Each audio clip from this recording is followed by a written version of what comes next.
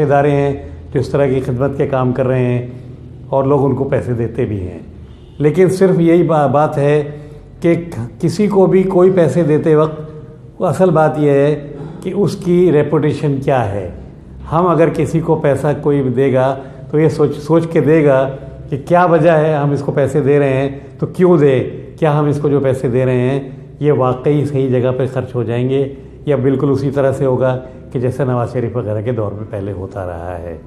تو اگر یہ اس طرح کی کوئی بات ہوگی، اب آپ یہ دیکھیے کہ بہت سے لوگ ہمارے ہیں پاکستان کے باہر سے بھی، پاکستان کے اندر بھی، جو شوکت خانم ہاسپٹل ہے یا اس طرح کے اور بہت سے ادارے ہیں، وہاں پہ کروڑوں لاکھوں روپے کے چندے دیتے ہیں اور اس سے کام بھی ہو رہے ہیں. لیکن کیا وجہ ہے کہ جب وزیر اعظم پاکستان اعلان کرتا ہے کہ وزیر اعظم کے کوئی فنڈ قائم کیا جاتا ہے تو لوگ اس میں کیوں فنڈ نہیں دیتے، اس میں لوگ کیوں پیسے کیوں نہیں دیتے؟ صرف اور صرف اس لیے نہیں دیتے کہ ان کے اس پہ بھروسہ نہیں ہے. تو یہ جاوید میاں کی بہت اچھی تجویز ہے، اور جاوید میاں کا نام بھی بہت ہے، وہ اس قوم کے ہیرو ہیں. اگر وہ اور کچھ لوگوں کو اور ملا کر کے اگر اس طرح کی کوئی کوشش کر لیں اور اس کو کر کے دیکھ لیں. لیکن میرا خیال یہ ہے کہ یہ جیسے میں نے پہلے کہا تھا کہ یہ ایک آئیڈیل بات ہے. اگر قوم ان پہ بھروسہ کرے اور ان کو اگر اس پہ پیسے دے تو کچھ نہ کچھ ہو سکتا ہے.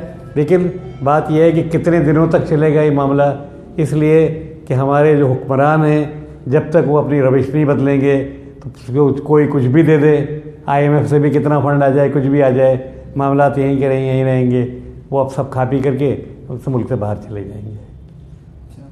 سر آپ سے تو پھر آپ یہ بتائیے کہ موجودہ حالات میں آپ کو واحد راستہ کون سا نظر آتا ہے جس سے ہمارا یہ قرضہ اتر سکتا ہے اور ہمارا ملک ایک مستحکم ملک ہونے کی طرف اور معاشی حالات ہمارے بہتر ہو سکتے ہیں؟ دیکھیں اصل میں مسئلہ یہ ہے کہ جو کچھ بھی کرنا چاہیے اور جو کر سکتا ہے وہ ہوتی ہے حکمران جماعت، جو جس کے ہاتھ میں اقتدار ہوتا ہے وہی ان سارے کام کر سکتی ہے.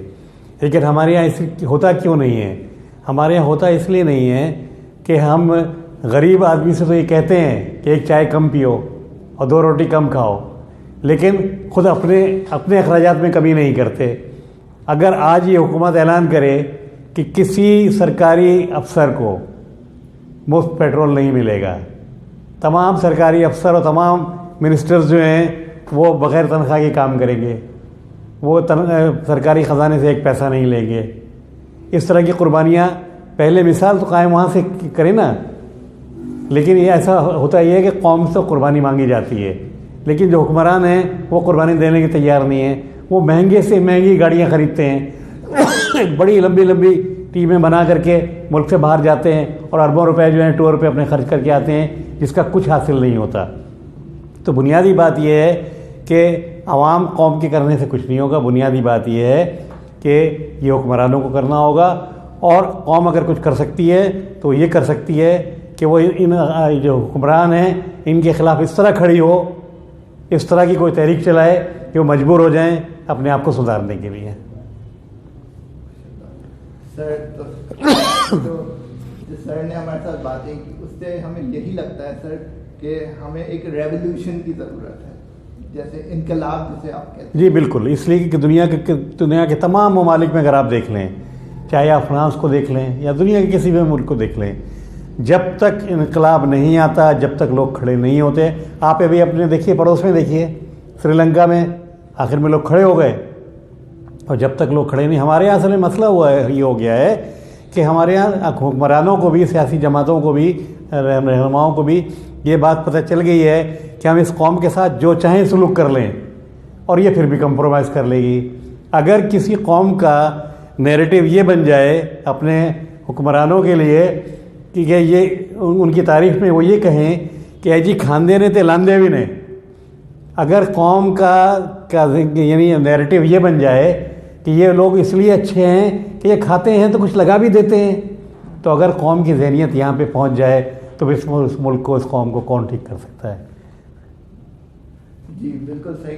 سر جو میں آپ کی بات سمجھاؤں اس سے تو یہی بات ثابت ہوتی ہے کہ ہمیں بحیثیت قوم پہلے اپنے آپ کو ٹھیک کرنا پڑے گا. ہمیں اپنے حکمرانوں کا صحیح سے کرنا پڑے گا کہ جس حکمران کو ہم الیکٹ کر رہے ہیں وہ اس لائق بھی ہیں, وہ ملک کا سوچتے بھی ہیں, وہ ملک کے بارے میں مخلص بھی ہیں, پر ہمیں خود سے مخلص ہونا پڑے گا. ہمیں اپنی سوچ تبدیل کرنی پڑے گی. جب تک ہم ایسا نہیں کریں گے تب تک پاکستان قرضوں سے ایک مستحکم ملک ہونا تو بہت دور کی بات, ہم مزید خسارے میں جاتے جائیں گے. تو میں ہوں سید شرجیل عسکری, آج ہمارے ساتھ موجود تھے راشد عزیز صاحب. اور سر میں آپ کا بہت شکر گزار ہوں, آپ نے اپنی قیمتی رائے سے ہمیں آگاہ کیا. شکریہ بہت. تو آپ دیکھتے رہیے, اگلی بار ہم آپ سے ملاقات کریں گے. اب تک کے لیے میں آپ سے اجازت چاہوں گا. اللہ حافظ.